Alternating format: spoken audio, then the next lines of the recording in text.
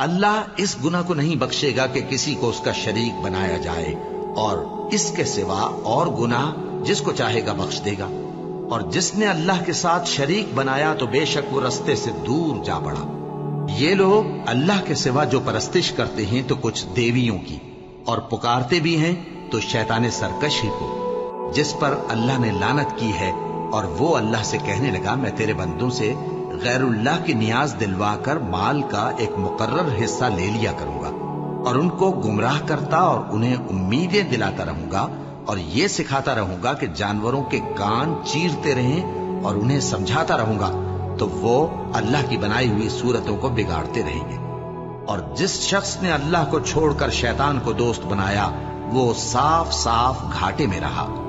وہ ان کو وعدے دیتا ہے اور امیدیں دلاتا ہے، اور جو کچھ شیطان انہیں وعدے دیتا ہے وہ دھوکہ ہی دھوکہ ہے۔